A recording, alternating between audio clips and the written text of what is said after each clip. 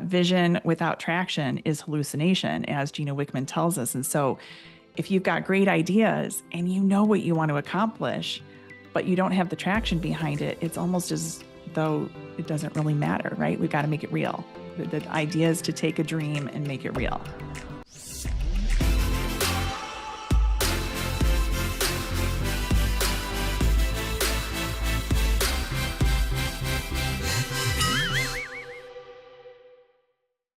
Welcome to Unlocking Moves, where we try to cover those key pivotal moments or decision points that really change the trajectory in the lives of successful entrepreneurs and leaders.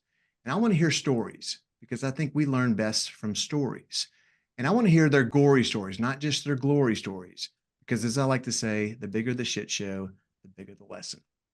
I've got a special guest for you on today's Unlocking Moves because I met with Kelly Knight 4 years ago on a podcast, but a lot has changed since then. And it was one of our most popular episodes. And the question is, why?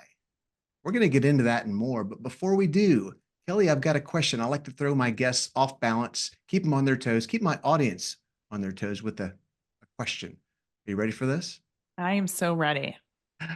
So when we recorded our podcast 4 years ago, you talked about this world-renowned mac and cheese from the Clarkson Union, and you offered to buy anyone who was listening to the podcast mac and cheese when they came and visited you in Clarkson. The question is, how many people took you up on that offer?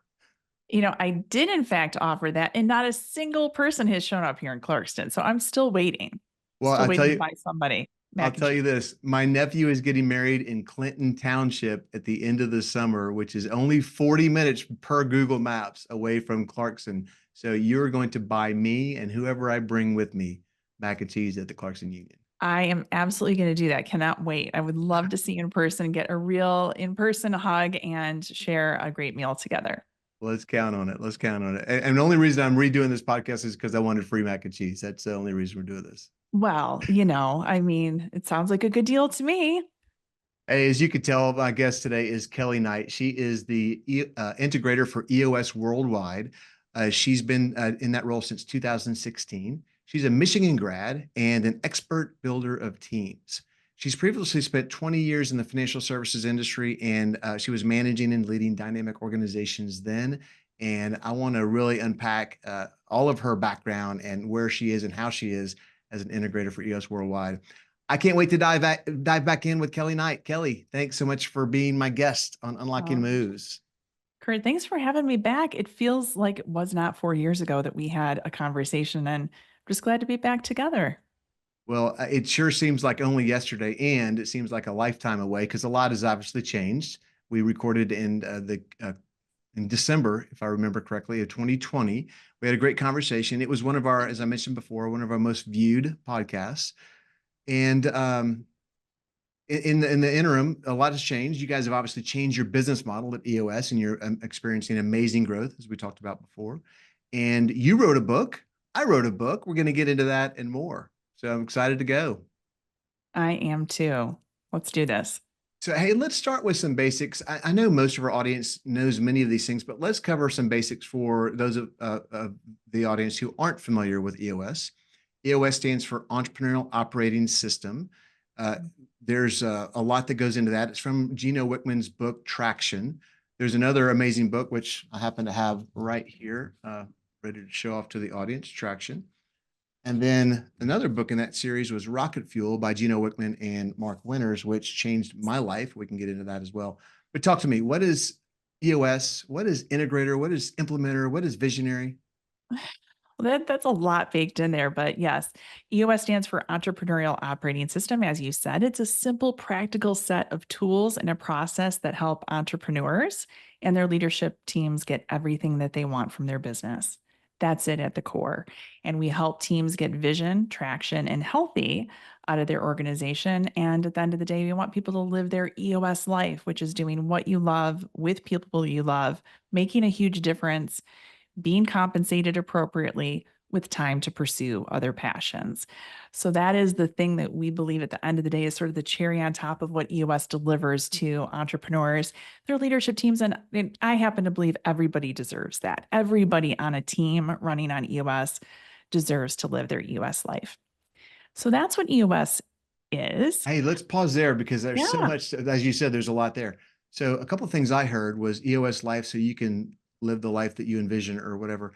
I know with visionaries, many of the ones that we work with they want to do what they do best and what they enjoy doing. And what you're about to talk about next, I think, is the integrator. How does the integrator help said visionary achieve those goals? And then separately, integrators like to execute the vision of the visionaries, and there are people who are really good at that and love doing that. So that's where I think a lot of visionaries don't understand that people actually love doing the kind of work that integrators do. Yes, indeed. While it may seem crazy to some visionaries that there is someone who loves that work, it's absolutely true. There, as it says in Rocket Fuel, there's sort of a 4-to-1 ratio, which is that for, every 4 visionaries, there's 1 integrator out there. And to make matters sometimes a little bit more complex, is finding the right fit for you, the right fit integrator for you and your business. Because as Mark Winters teaches us, it's a 3-part puzzle: the visionary, the integrator, and the business. And they all have to fit harmoniously, they have to fit properly, or it just doesn't work. So, an integrator is really the yin to the yang of the visionary. The visionary is the person who, of course, has the big ideas and the big relationships and is often responsible for the culture, thinking 1,000 steps ahead about where we're going as an organization and how it really fits into the could be the industry or the world that we live in. Sometimes tinkering in the workshop, like Mark O'Donnell, my business partner, does. He likes to pull some levers and see what makes people smile and do more of that. And the things that don't make people smile, we actually, tweak, hone, or we quit doing that because it doesn't work. And so my role as the integrator is to be that counterpart to Mark O'Donnell. And that's the person who is taking that vision and making it a reality. And so my days are obsessed around leading, managing, and holding accountable the leadership team. They actually report to me. So in an EOS run company, the integrator reports to the visionary, and everybody else on the leadership team reports to the integrator. And so I'm harmoniously integrating the functions of the organization, making sure that there's a constant, steady beat to the business. We're delivering on our promises and our commitments, keeping quality really high, watching the P&L, of course, and just generally getting people unstuck when that may happen, predicting well so that we can actually execute really well and achieve everything that we have on our, what we call a VTO. That's a vision traction organizer, or a simple 2-page business plan. And More at eosworldwide.com, by the way, guys. So there's so much free material and downloadable tools and all kinds of things there. If you're not familiar with EOS, we'd love to give you some things to think about. thank you for including that. We'll make sure that's in the call notes as well, so we can make sure we point people in the right direction. The things you just laid out sound very dreamy. They sound like, man, if I'm wishful thinking, those are the types of things I think about. Someone to execute my vision, someone to hold people accountable, someone to drive the parts of the business that honestly I probably suck at, and it's not my favorite thing to do. So thank you, and all the other thousands and millions of integrators out there. Oh, you bet. It's a real joy. I really genuinely love what I do every single day. And so I know that there, for every visionary who's out there, there is your counterpart, that person who really can run with you. And Mark really has a nice analogy when he talks about that. It's sort of a frequency. You think about a dance partner. And so, what does that look like when you're dancing together, and to keep up the same pace so that you're executing and you don't feel stuck or like someone's lagging behind? And so, it's just a matter of really fine tuning who is it that you imagine in your mind's eye that can run like you, but be able to do the things that you're not interested in doing, or frankly, just not very good at. And so, it really is, it sounds like a pipe dream, and it can feel like that, but your partner really does exist out there. There's some patience and some things actually you've written about in your book more recently that I think that in Rocket Fuel are great resources to just contemplate, like, how do you put that down and get it on paper so that you can give it to someone who can help you find that right who. As Dan Sullivan says, it's who, not how. So we've just got to find the right who. I want to unpack one thing that you said there about the role of the integrator. Um, one of the things you do is you told me is uniting the major functions of the business, driving accountability, and obsessing about organizational clarity. a lot of visionaries have ambiguity in our vision. And so we need that integrator to clarify and define things. One other thing that you said, it's my favorite definition of what an integrator is. It's super succinct, which is basically executing the vision of the visionary. And that's such a beautiful thing when it works. But let me ask you this. Most people don't dream of being an integrator when they're growing up, and they don't even know what an integrator is. And obviously it's becoming more and more of a powerful word and a concept here over the last 10 or 15 years. There's no integrator school, although I guess there is now. You guys have created Rocket Fuel University, or I don't know what that's called right now. So perhaps I didn't get the branding right. But when did you learn that you were an integrator, and why did you seek this path? Well, I did not seek this path. I think the universe led me to it, so to speak. So over many, many years, I came from the financial services industry. And as you said, Kurt, it was not that I went to school for this. I did not imagine myself doing this necessarily. I didn't even know what an integrator was, candidly, until I was interviewing for the seat that I'm now in. Almost 9 years ago. It's been that long. And what I would say is it's definitely different today. I think of myself back 20 years ago. If I had known about the integrator path, maybe I would have pursued it and I would have joined the Integrator Mastery Forum, which is what we call the forum inside of Rocket Fuel, where integrators come together to sharpen the saw and hone their skill set and become a world-class integrator to build the most powerful VI duos on the face of the planet. That's the core focus of Rocket Fuel. But that just did not exist in my 20 years ago self. But what for me occurred was my dad, he's 82 years old. He's amazing. And I grew up with him as a visionary, really showing me. So I grew up with it sort of in my DNA, so to speak. And he would sit with me and show me his vision and plans. And he was very much a visual teacher. And so it was in those very early formative days, being 5 years old, sitting with him at the kitchen table, looking at something that he wanted to build or to do. And I would get lit up about making something a reality. I would get very excited about planning it, doing it, and achieving it. And so I learned that feeling, right? That feeling of achievement and doing something really great with a partner. And so I think just in my very early self, that's what I did know I appreciated. But it took me a long journey to get there, and all the twists and turns of my career in the financial industry, and then eventually making my way here to EOS.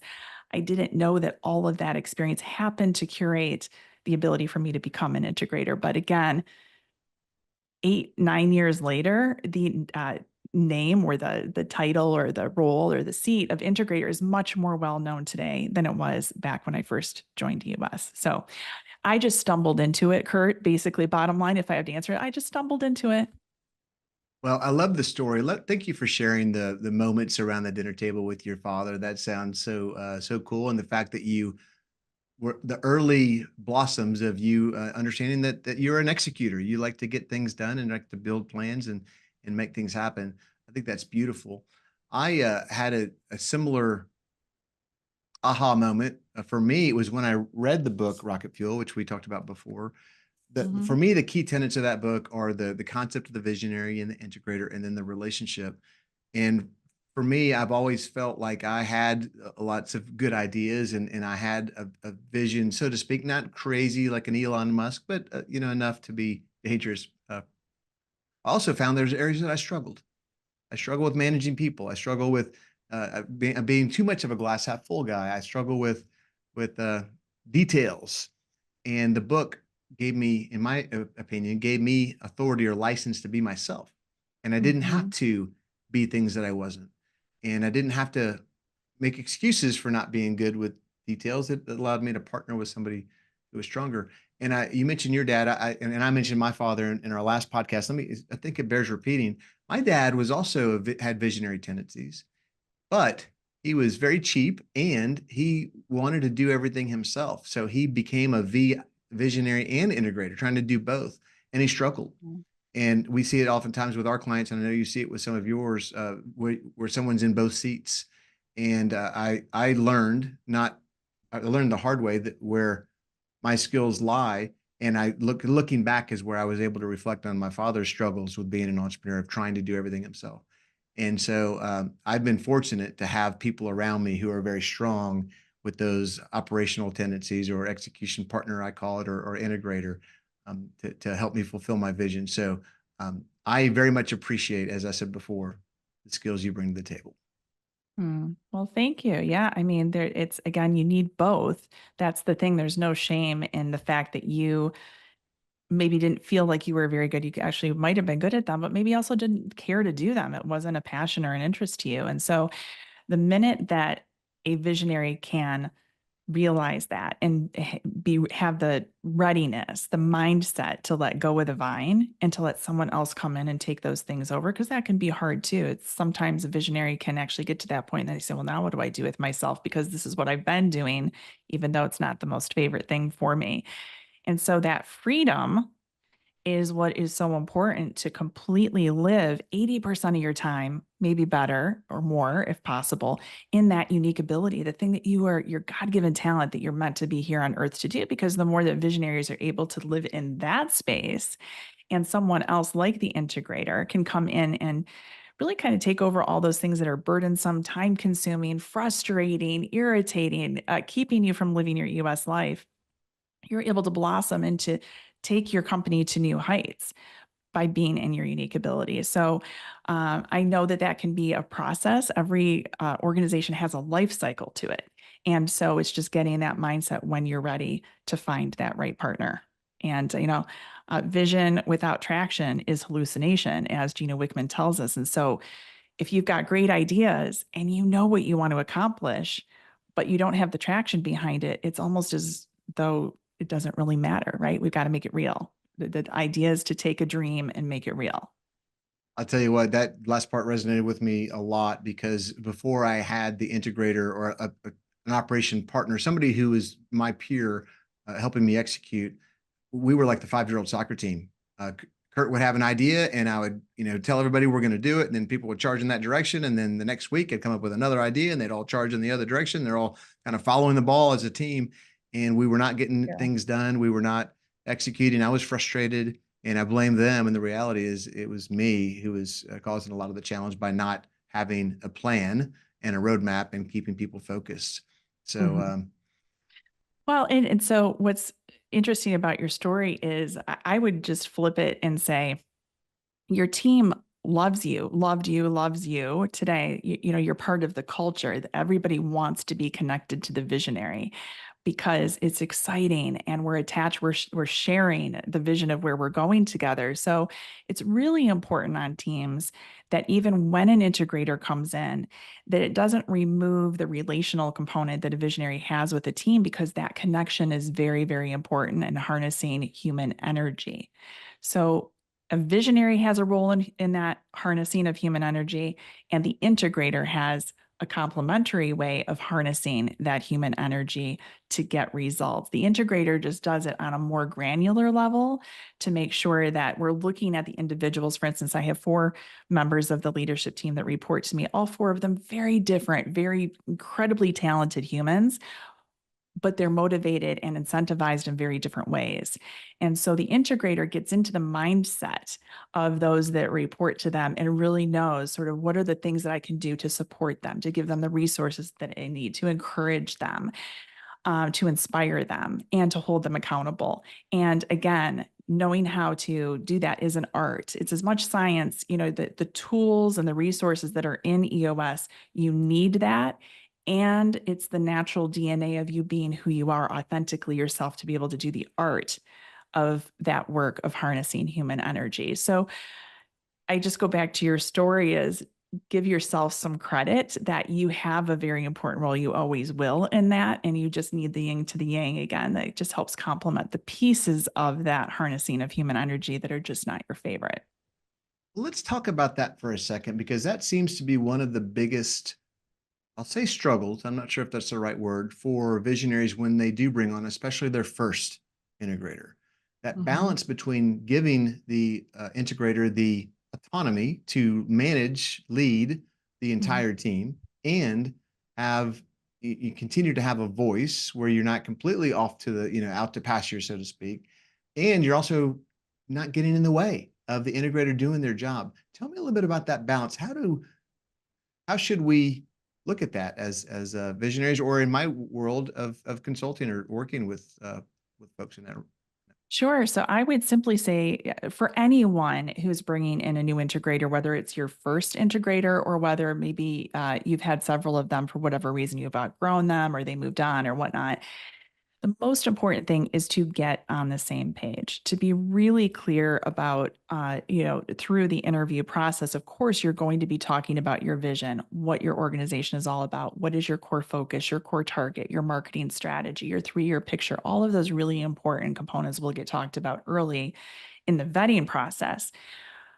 But sometimes we think, well, we said it 1 or 2 or 3 times, and so the integrator will get it as soon as they start and can just run independently on their own. And I think that there's just a lot of this go slow to go fast component that creates a successful trajectory for the relationship and for the success of the organization. So I would just encourage visionaries to be a little patient up front, to create an onboarding and transition plan, to make sure that we're getting out of your head a lot of history. Where have you been? How has it informed where you are? How does it inform your thinking about where you want to go with the organization and why?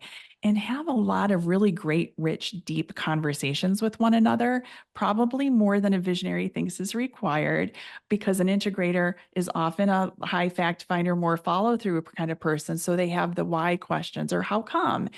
And to have the luxury of that opportunity to get to know one another personally and professionally. Don't shortchange the personal side either, because the more that you know holistically who it is that's working with you, the better. So that really being thoughtful about that onboarding process and that connection is important. And then establishing same page meetings at whatever level of frequency works for you to make the relationship work is also very important. So Mark and I have a same page meeting. It's every single Monday for 90 minutes.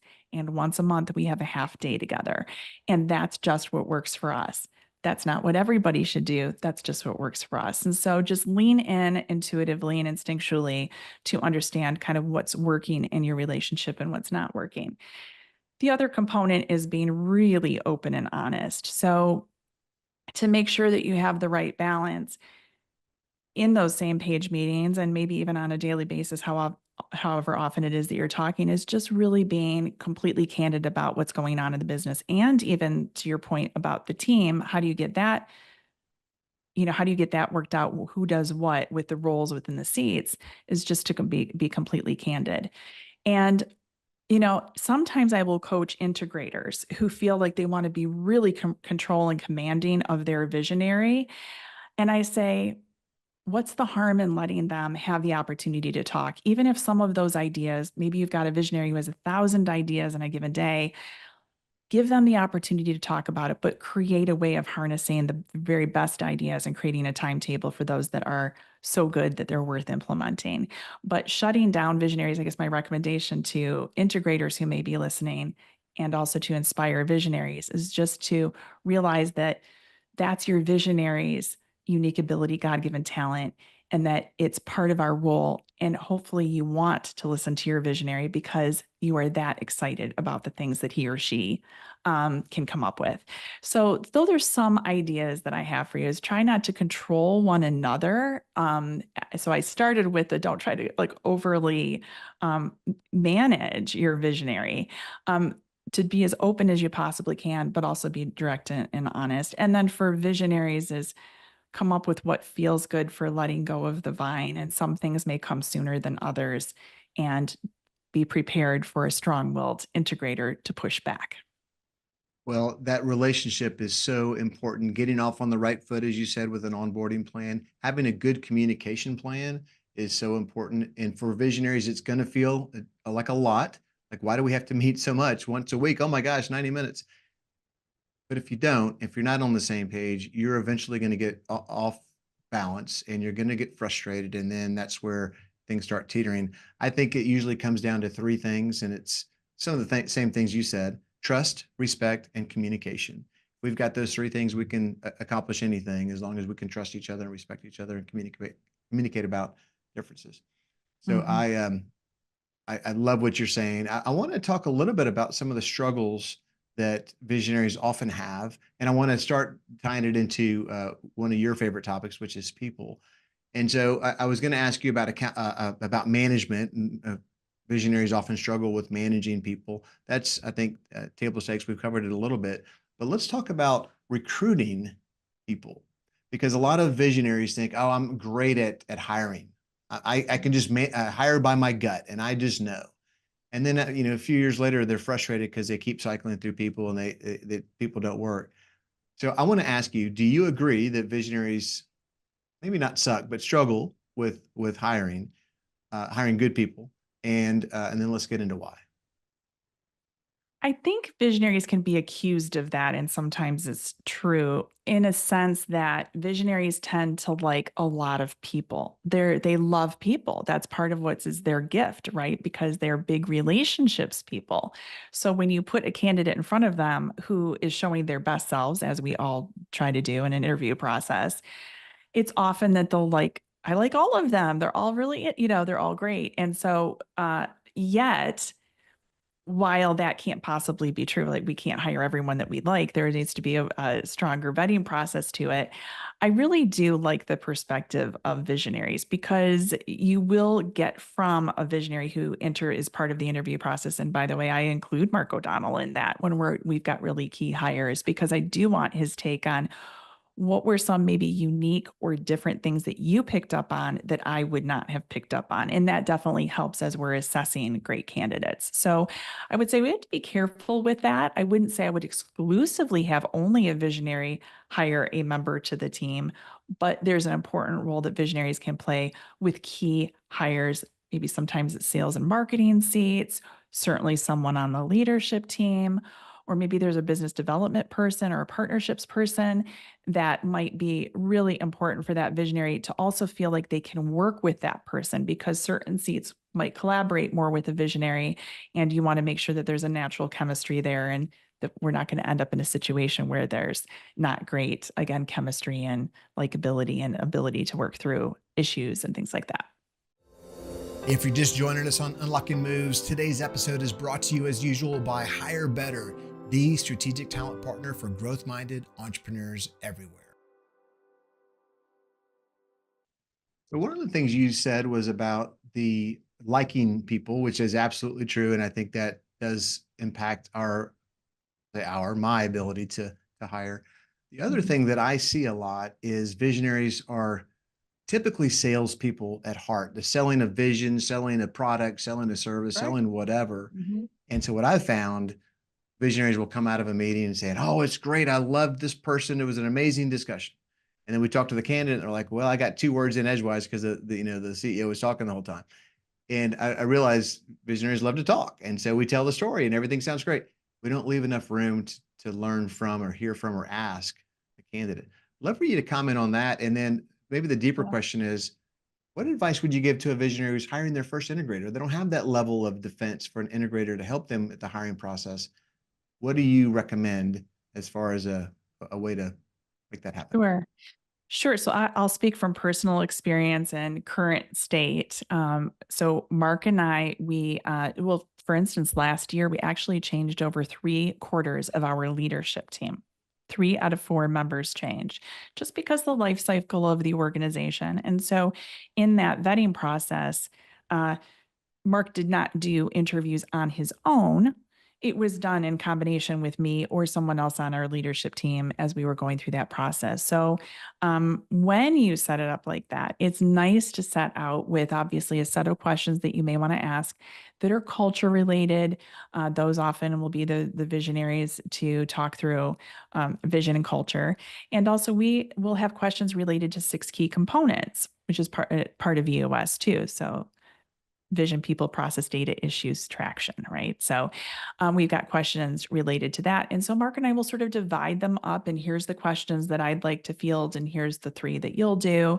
And we treat that as a partnership, no different than we treat pretty much everything else that we do at EOS Worldwide. So I find that harmony works well because the integrator can be there to sort of make sure that the visionary isn't speaking for 80% of the time that's dedicated to what should be a back and forth mutual exchange of an interview process. So that's something that's worked well for us. And then we debrief and we talk about it afterwards. And what did you take from it? What did I take from it?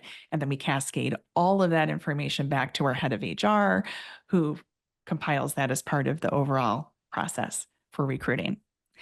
But if you don't have an integrator that can be that, it might be someone else on your leadership team. Maybe you have a highly, like accountable, detail oriented, can stand up to the visionary kind of person. Might be your operations leader or finance leader or someone else on the team. Doesn't even have to be on the leadership team, but someone who can hold that space with the visionary during those interview processes to make sure that it's balanced and that you're able to get from it what both you need as an organization, but what also is needed for the candidate's benefit. Because remember, we want to take care of our candidates too, because we want to be able to give them an opportunity to see if this really is the right organization for them. I agree with that. And I say that's often tricky with somebody who's going to report to the future integrator. It's hard to hire your future boss. And so I think that's definitely has to be a trusted person on your team. And I often recommend a mentor, advisor, coach, YPO forum mate, or EOS implementer, somebody who knows you and the organization well enough and can help you distill those candidates and help you hire the right person. 100%. And I will clarify that if the said interview is for the integrator seat, you may not do what I just described. But if you're hiring for a different seat on the accountability chart, you could do, I think, what I've described. But I mean, I'll give you an example. So almost 9 years ago, when I was hired to be the integrator of EOS Worldwide, I had Gino Wickman, the founder, creator of EOS. I had his business partner at the time, the existing integrator, Don Tinney. Mike Payton, who was the visionary at the time, who had taken the reins from Gino, and they were interviewing me. But then I had other interviews with other members of the team. By the way, some of them didn't want to hire me for lots of different reasons. One was that I was too polished, was the comment that was given to me, that I was too polished and I wasn't real, raw, and authentic enough, which I honor that, right? Like that's the pull and the push of interviews. And so having a variety of different voices for key seats is really important. And so whatever that looks like to you, to your point, trusted members of your network and your inner circle, doesn't necessarily have to be people inside your own organization, can really be helpful for key seats, especially if you're hiring for the integrator, who's your business partner, really. Well, I'm glad we clarified that because I love what you're saying. That's exactly our advice.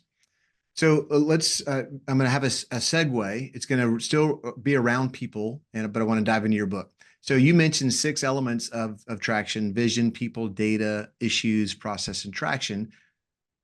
Most people would argue that most of the other 5 don't happen without the right people. And you wrote a book entitled People, and I'd love to dive into that. The subtitle is, it's called People, Dare to Build an Intentional Culture. Your co-authors are Mark O'Donnell and CJ Dubé. Did I get that right, pronunciation? You did. You All right, let's did. go. All right, I have met CJ, and so we'll not admit that I wasn't exactly sure if it was Dubé. And then some of the details behind it, I was reading on. I don't have the book yet, I must admit, but now that I know it's out there, I'm going to go get it. It says, creating an intentional culture isn't optional. It's crucial to ensuring the future of your business and improving the quality of your life.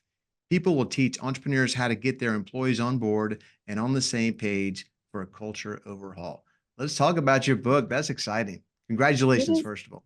Thank you. It is very exciting. We are super happy that this is out in the world because we know it, talking with our EOS implementers, which are business coaches, for those of you not familiar with that, business coaches out in the world, the reason why entrepreneurs state that they don't get what they want from their business, it's 82% of them say it's people, some people related issue. It's either retaining great people, finding great people, training great talent. It's some combination of those sorts of things.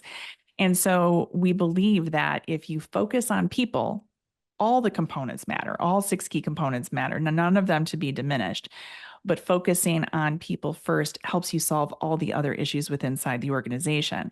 when we don't stop and slow down and solve cultural core values and people issues, almost nothing works in an organization. So that's just how important it is. And I've devoted, 25 plus years of my life to really the focus of people within organizations. And I'm infinitely interested in it.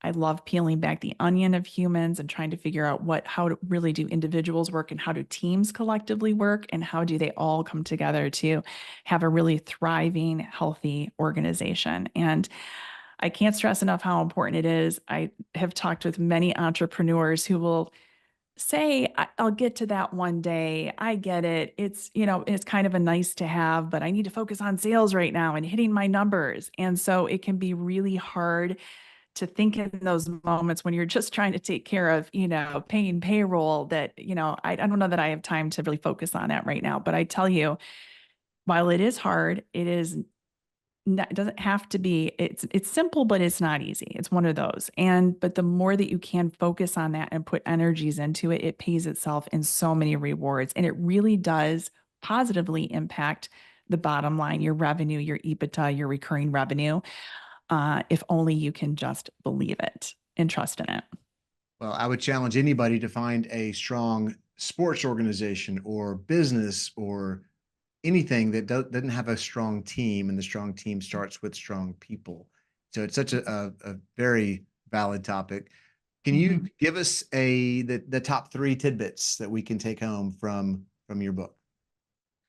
Yeah. So one of the things that actually is born out of it started with a conversation with Don Tinney, who again was the original integrator, Gina Wickman's business partner, and something that we talked about at an EOS conference for 3 years in a row.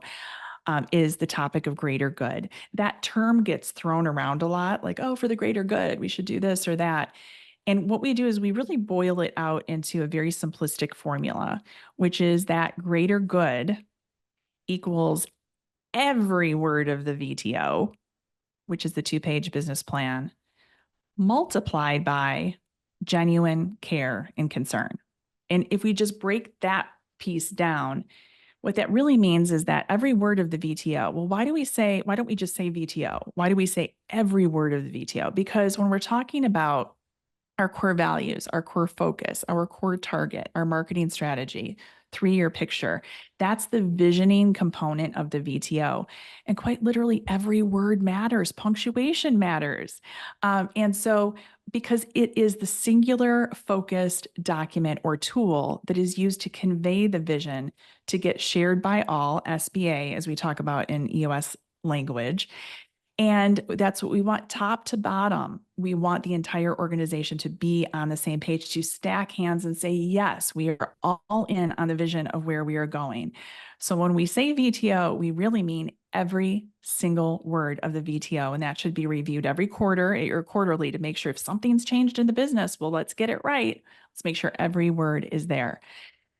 That focusing tool, which is what a vision traction organizer is that focusing tool for teams, multiplying that by genuine care and concern is what creates a greater good impact or lens on the business. And genuine care and concern cannot be manufactured. It's not a checklist.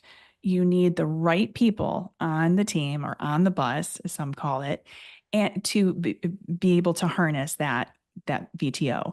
And so, as a leader, I will say, please do not become a leader or a manager if you don't genuinely, from your heart, have love for people, the good, the bad, and the ugly, because every day you're going to get a flavor of all of that because we're human and we bring our whole selves every day. And so I would say that's one of the key messages inside the book is we break that down is how do you do that greater good formula with heart-centered leadership? And there's a lot of different tools in there that I really encourage you to go to. By the way, there's a lot that's provided from the book right off of our website, eosworldwide.com/people-book, where you can get all the details on that as well. But it's that I would say, Kurt, just as a theme, abundance mindset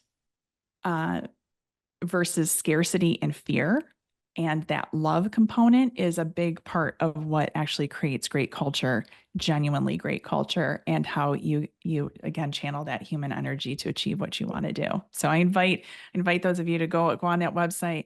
Mark O'Donnell, by the way, on the landing page for the People book, he does a world-class platinum delivery over video. You can play it of a state of the company. What does a real state of the company look like where you're sharing where you've been, where you are, where you're going? He is absolutely the best at delivering that.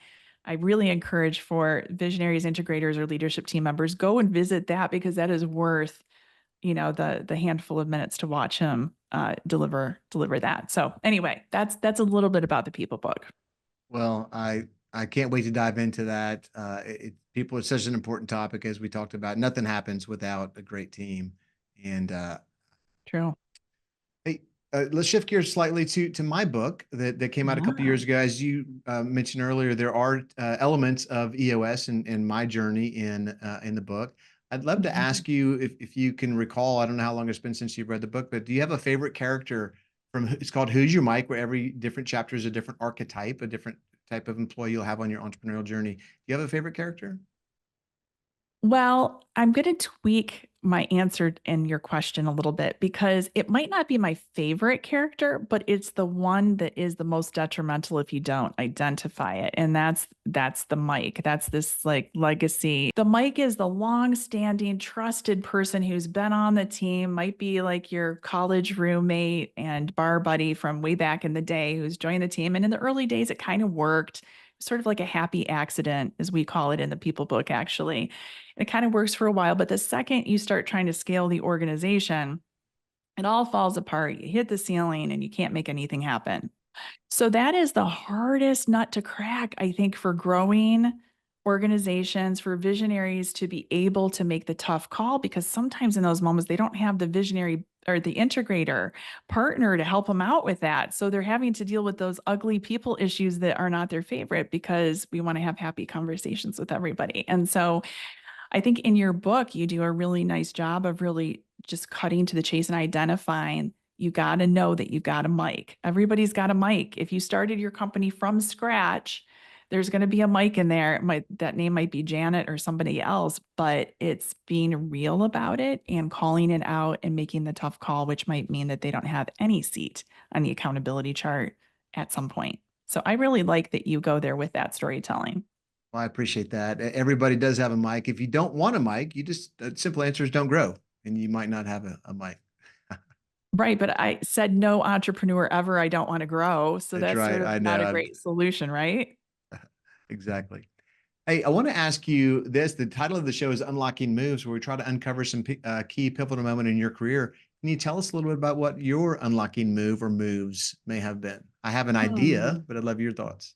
Gosh, I think just leaving the financial industry. For those of you who don't know me and don't know my history, I spent, 17, 18 years in the financial industry. And it can be very uncommon when you've got like the Series 7 and 24 and you're like sort of like could get handcuffed to an industry because of achieving certain credentials or whatever, and to let that go and take the risk of doing something completely different. I think I was just at a realization where I knew that for me to become who I was meant to be, not even having anything to do with how I made a living or whatnot, it was really the potential of who I wanted to be and making a difference with a group of people that I really loved and believed in, and a mission that I could get behind. And so to kind of just be willing to, figuratively, if you think of like a shelf that has all the things you've ever achieved, and you wipe your hand across it and you put it in the garbage can, and you're like, okay, well, that was my former life. It served a purpose at the time, but I'm going to leave that behind me, not because I didn't love it. It was great, but I was ready to do something very different, and to leave that and to come to EOS. And so that was unlocking a part of me, letting go of something again that had served me well, but wasn't going to serve me well forward moving. Felt pretty good. And I look back on that and I think I'm really glad that I made that choice, because being part of EOS and the way that I am as the integrator is my most favorite professional thing I've ever done. Wow. Congrats to you for making that move. So many people are in a 20-year career and feel locked into it for whatever reasons, financial or otherwise, and you recognize your maybe bigger aspirations, not maybe aspirations, but bigger shift in what you wanted your career to be, and you made the shift. And so I can't tell you congrats enough because I have a lot of conversations with people who are afraid to make that move. So hopefully you've inspired hundreds of people to consider the same type of thing for themselves. Oh, thanks, Kurt. Well, we're at the time part of the show where I like to play the listener's advocate. And if I've got Kelly Knight Yeah. here in a one-on-one conversation, I want to ask her, something that everyone has got on their mind. I've Yeah. got to ask you this. I'll ask it in maybe two ways. Number one is, what kind of a pain in the ass is it for Mark O'Donnell to work with? Or what are some of your struggles that you and Mark have in your partnership?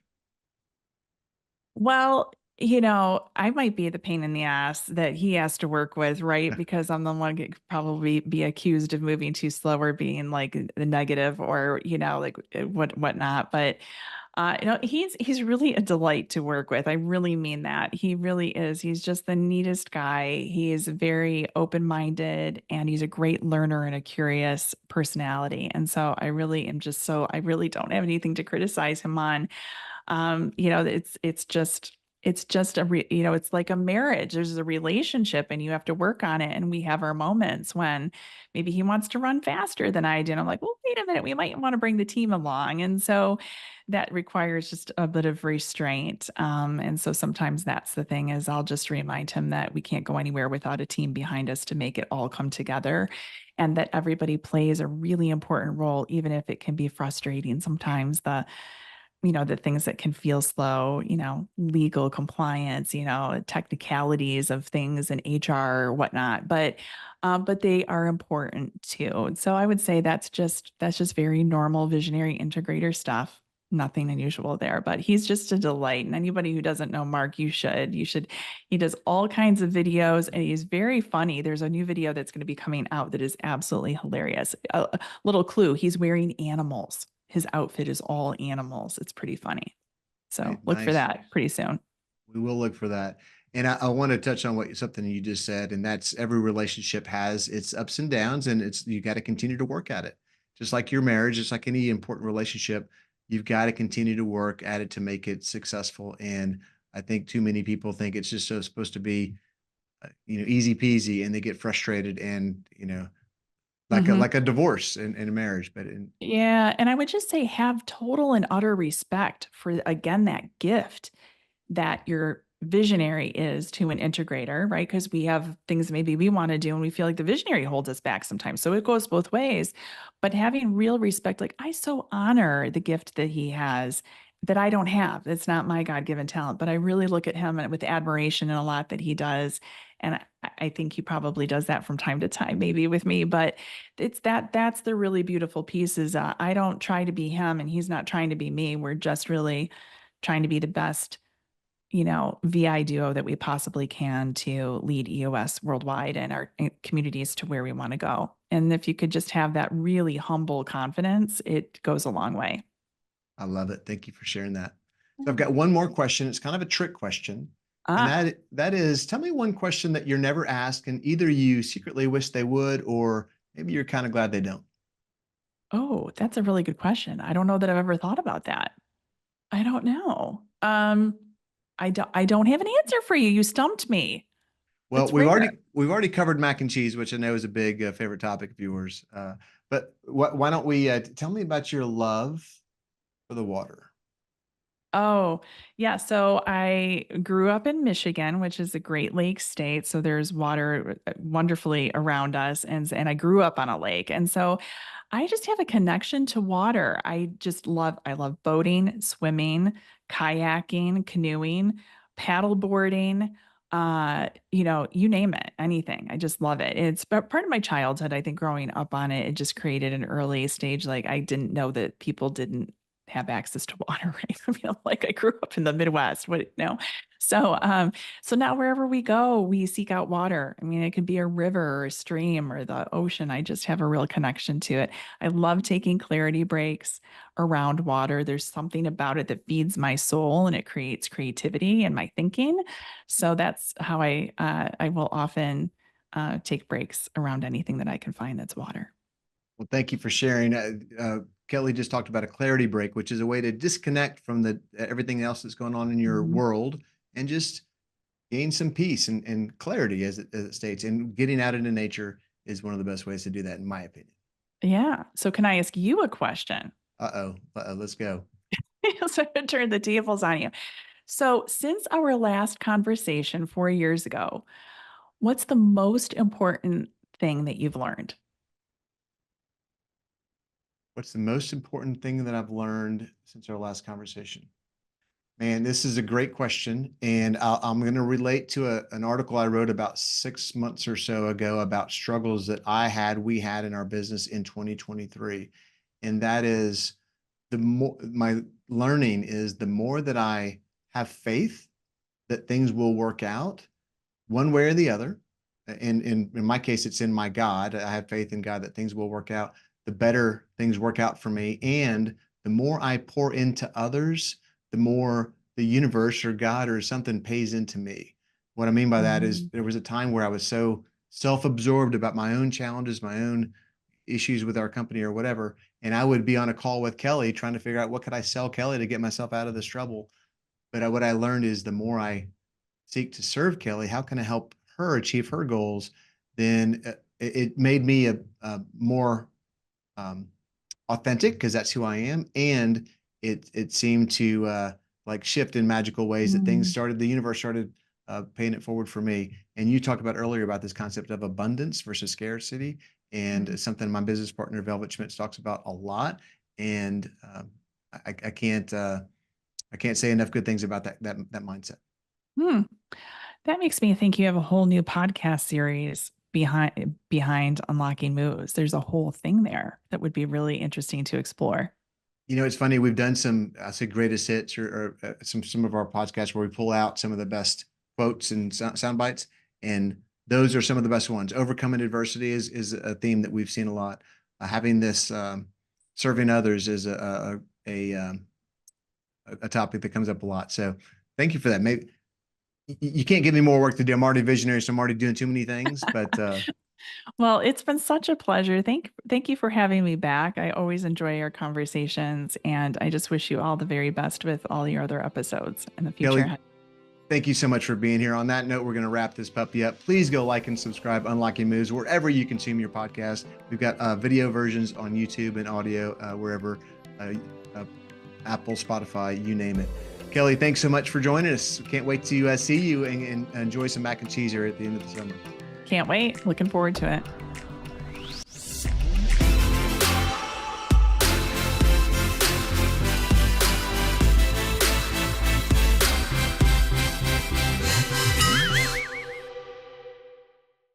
If you're an entrepreneur and you think you might have outgrown a member of your team, or maybe you've got a mic, as we talked about in Who's Your Mic, check out this quiz at who'syourmic.com/quiz. That's who'syourmic.com/quiz.